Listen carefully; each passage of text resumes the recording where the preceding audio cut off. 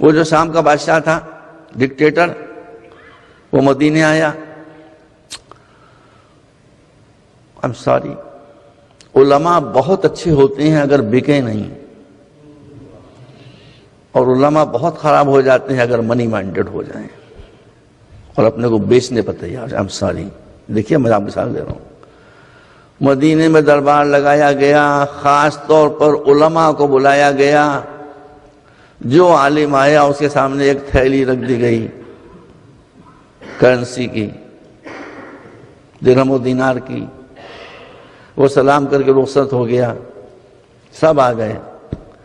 مدینے کے جتنے اسکالرز تھے، جتنے عالم تھے، جتنے کلرجی تھے، وہ سب آ گئے. امام حسن نہیں آئے. کیوں نہیں آئے؟ یہ سب ایک سے ایک بات کڑی سے کڑی ملی ہوئی ہے. رسول نے فرمایا ہے ایک حدیث میں کہ جب علماء کو دیکھو کہ وہ درباروں سے دور ہیں تو ان کو فالو کرو، اور جب یہ دیکھو کہ وہ درباروں میں جانے لگے تو ان سے اپنے دین کو بچاؤ، اپنے دین کو بچا کے لے جاؤ. انہوں نے اپنا دین بیچ دیا. جو دین بیچنے والے علماء تھے وہ آ رہے تھے، امام حسن اپنی جگہ سے نہیں ہلے. خاص طور پر آدمی کو بھیج کے بلایا گیا، آپ تشریف لائے. دیکھیے التکبر مع المتکبرین عبادہ. اس آدمی کے ساتھ کیا سلوک تھا. امام تشریف لائے، اس نے اپنے پاس بٹھایا.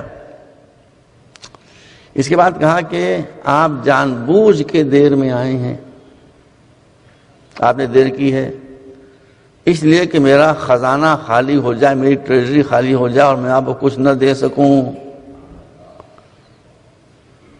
Think the level of thinking. مگر میرا خزانہ خالی ہونے والا نہیں ہے. حلال کا خزانہ خالی ہوتا ہے، حرام کا خزانہ کبھی نہیں خالی ہوتا.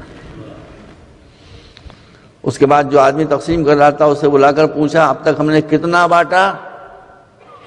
اس نے کہا اتنے دینار اور درہم آپ نے بانٹے. کہا جتنے سب کو بانٹے گئے اتنے اکیلے لا کر تھیلیوں میں حسن کے سامنے رکھ دو.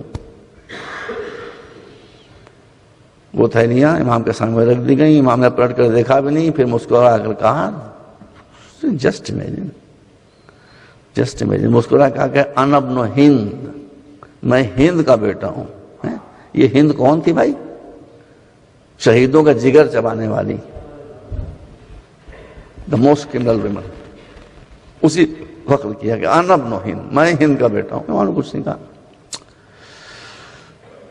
اس کے بعد اس نے کہا کہ یا حسن انا خیر منک، اے حسن میں آپ سے بہتر ہوں، اس لیے کہ لوگوں نے مجھے چنا، آپ کو نہیں چنا. امام نے جواب میں اپنے علم کی گہرائی بتائی کہ وہ سمجھ ہی نہ پایا، ایکسپلین کرنا پڑا.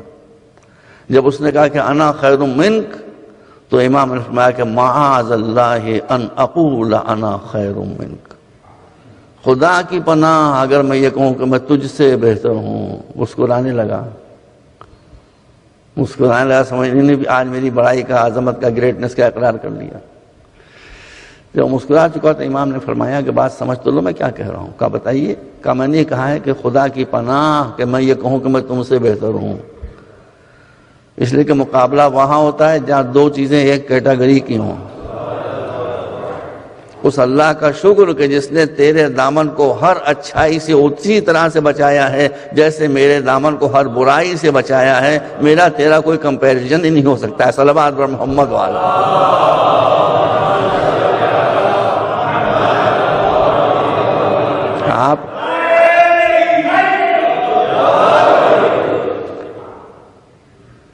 آپ دیکھیے اللہ نے کیسے امام آپ کو دیے تھے. وہ اس نے کہا تھا بیٹھتے کہ انا ابن ہند، میں ہند کا بیٹا ہوں. اس کا کوئی جواب ہی نہیں دیا تھا امام نے. اب امام نے کہا اچھا میں جا رہا ہوں.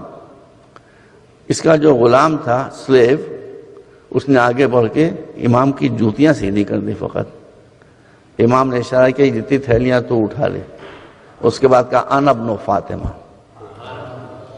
تو اگر ہند کا بیٹا ہے تو میں ان تھیلیوں پر ٹھوکر مارتا ہوں، میں فاطمہ کا لال ہوں. امام نے اس عمل سے دکھایا کہ جو اپنے دین کو روپے کے لیے بیچنے والے ہوتے ہیں وہ دوسرے ہوتے ہیں، جو روپے پر ٹھوکر مار دیں وہ فاطمہ کی لال ہوا کرتے ہیں. صلوات بر محمد وآلہ.